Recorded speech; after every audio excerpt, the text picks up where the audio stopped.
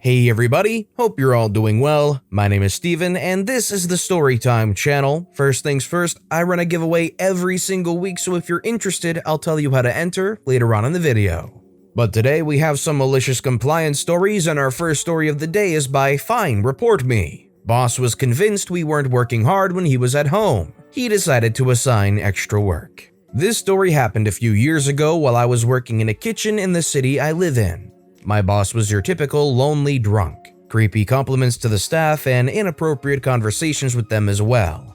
Abusive to anyone working under him, and a lack of respect to other management when he felt he was above them. He ended most nights by disappearing during the dinner rush and slamming a 24 of beer by himself at home.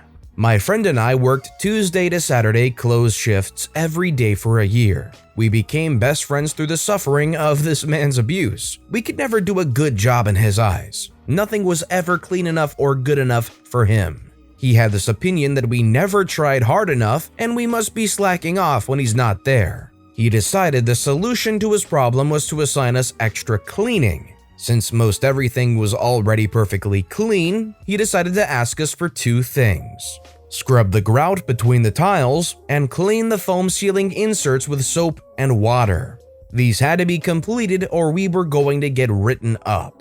The next day rolls around and things are not as clean as usual for the clothes, since I was on my hands and knees scrubbing the tiles all night. Boss man took this as a personal attack and unloaded on us. I proceeded to explain that scrubbing it isn't getting it any cleaner and there's nothing I can do.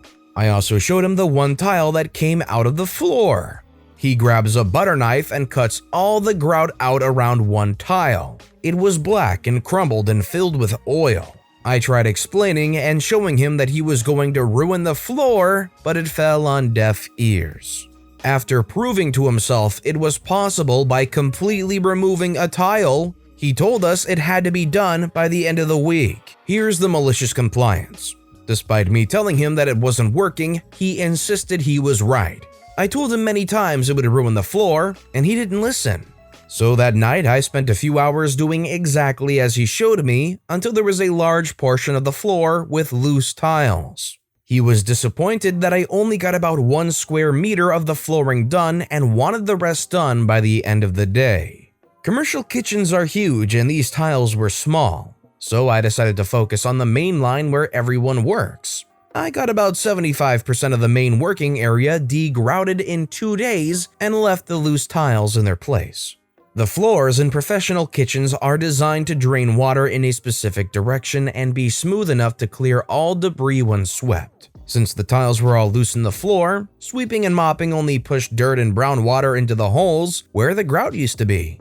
Upper management came into work for the weekend and they all had to stand on this wet, stinky mess of tiles that was hard to balance on. It wasn't long before they asked what was wrong with the floor.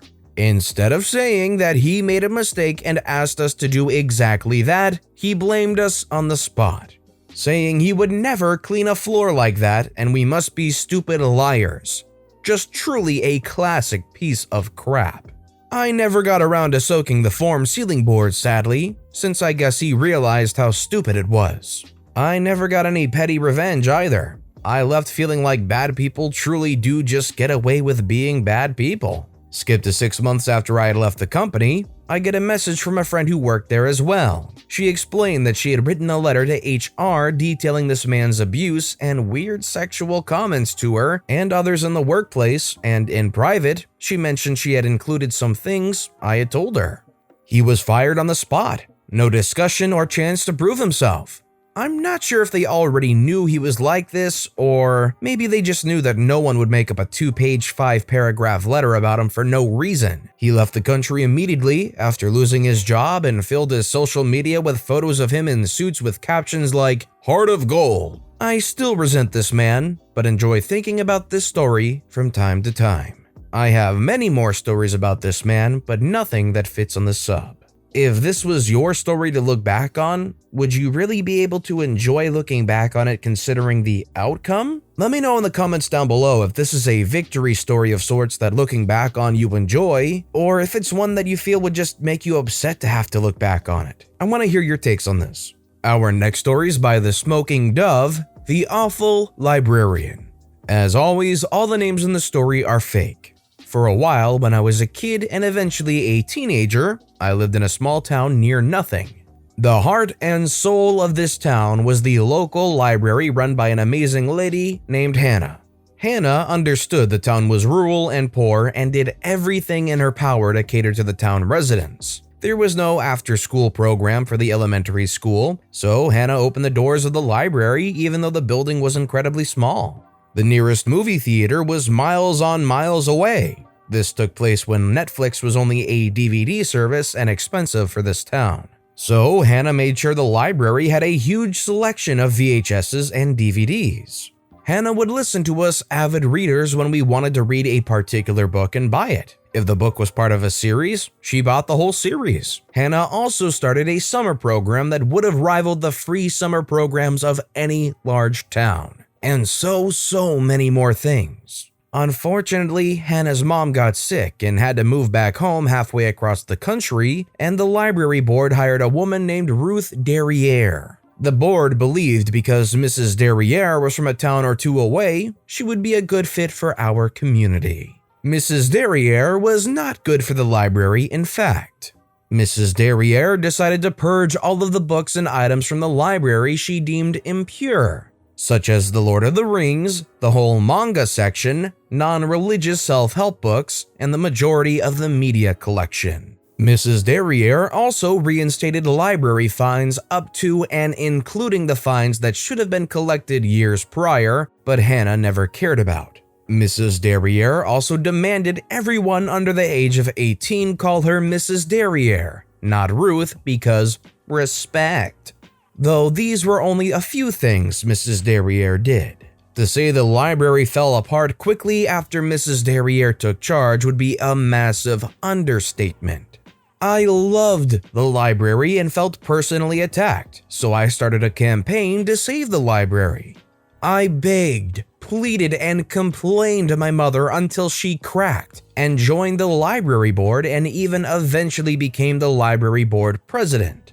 Mom was able to put a stop to Mrs. Derriere's purging. I learned how to operate the library's very poor website, to make interlibrary loans, and taught other people so we could read whole series and so on. Mrs. Derriere knew what I was doing and hated me for it, but I continued on. The only thing that Mrs. Derriere could hold over me by the end was that I was under 18 and my mom had taught me respect, so I referred to her as Mrs. Derriere. However, on my 18th birthday, a Saturday, I woke up early, got dressed, grabbed the books I needed to return, and walked happily to the library. I waited in line as Mrs. Derriere berated a few elementary school kids for returning books late and revoked a little old lady's right to use the library computers because she asked too many questions. When it was finally my turn at the counter, I said loudly and clearly, "Good morning, Ruth." All the color drained from Ruth's face, and then it got extraordinarily red, so before she could try and berate me, the next words out of my mouth were, "It's my 18th birthday today." As news and stories do in small towns, what I had done got around quickly. It soon became a habit of everyone turning 18 to traipse into the library at some point that day and say hello to Ruth. The tradition carried on even after I moved away, till Ruth quit several years later for reasons I do not know. Do librarians in these situations get paid enough to really want to put up with that? Because it sounds like Ruth really hated their job and everybody involved in it. Unless she loved to make life at the library suck for everybody else and got satisfaction out of that, or she got paid well enough, I don't really get why she stuck around for so long. I feel bad for all the kids that missed out on all the good stuff Hannah was doing for the library and the community. Our next story is by Elizis, not allowing a 7-year-old to use the bathroom. So this story isn't about me but my younger brother. Just thought it was a good story to tell, and I doubt my brother remembers this as he doesn't have a good memory and he was 7 at the time. I was a 4th grader at the time and my brother was a 2nd grader. Our school was a rural school and so it was small. Every grade had like 2 classes. It was recess time for 2nd and 4th. I believe it was after lunchtime. The teachers or the teacher aides, all of them liked the power they had over us, and both me and my brother, this is his run-in, has had run-ins with different teacher aides on their own power trips. We literally could walk around the whole school if we wanted to normally, unless the teacher aides were being nasty. For example, if the whistle blew and you were going down a slide while it happened, not after, you were given not detention, but a timeout for the next recess. Anyway, they would also deny kids from using the bathroom, and they didn't do this all the time. You couldn't just go back in the building unless a teacher's aide opened the door for you, as the doors are always locked from the outside. Now, my brother had the misfortune of being one of the kids denied to use the bathroom. Being a 7-year-old, when you need to go, you need to go. He said he really needed to go, and the teacher's aide just said, "Well, it's not my fault you didn't use the bathroom before coming outside." And so he just walked away mad, and here's the malicious compliance. Since he couldn't use the bathroom inside, he decided to use the bathroom outside. My parents taught my brother that if he can't use the bathroom, just go outside and pee, as we lived on a farm. I was on the swings when this happened, and I had a girl from my brother's class run up to me telling me in a panic of what my brother's doing. So I left to go find him. I found him being yelled at by the teacher aide and him just smirking at her. It was a small school, and so everyone knew I was his older sister. So I go up and say, "What's the matter?" And the teacher aide just said he was in trouble, as she was walking him into the building going to the office. My brother, on the other hand, just told me they denied him to use the bathroom, and so he went outside. And I told him he can't do that at school. He just said, "I know," and I don't think I'll ever forget the look on his face when he said that. My mother was called, recess was over at that point, and so I had to go back to class. I waited a little bit in the office with him. Like I said before, normally you could hang out anywhere in the school during recess, as long as it wasn't disturbing anyone. My mom, while on the phone with whoever, was livid. I think they tried to suspend him or give him a huge punishment, and my mom was not having it. She chewed them out for not allowing a 7-year-old to use the bathroom during recess, and I think she threatened them. They didn't do anything after being threatened by my mom against my brother. They did, however, make it mandatory for teachers' aides to let students in the building if they had to use the restroom. Moral of the story is, if you're a teacher, let your students, especially elementary school students, go to the bathroom. If they're an elementary school student and they want to use the bathroom and you have to supervise them anyways, what trouble is it? What trouble are they trying to get into? They're just elementary school kids. Imagine having the confidence to be able to call up this parent's mom and literally say, "Hey, your 7-year-old kid at recess wanted to go use the restroom, and we said, nah, should have gone earlier," even though it's a normal thing to let them in to use the restroom, and so he decided to pee outside on the ground. And for that, we're going to suspend them. Like, are you stupid? Are you going to expect the mother of any child to hear, "Hey, we didn't let them use the restroom so they peed outside," and be like, "Oh yeah, peeing outside because you wouldn't let them use the restroom? My god, suspend them right now." There's no logic to it. Our next story is by MuteNae. Sure, I'll clean the bathroom. So for context, my roommate randomly comes home for a few days about twice a month. Let's call her Bumbo. As for me, I'm home almost all the time. I do all the cooking and cleaning upstairs, while herself and I reside downstairs. On the random drop-bys, she always complains about the bathroom. It's only used between me and her, which means I'm the one mostly using it since she's always out on visits. Bumbo gives zero indication of when she's dropping by, and thus I almost never tend to it. I'm already cleaning the kitchen, living room, upstairs bedroom, cat litter, etc. I always put my things away and am fairly clean.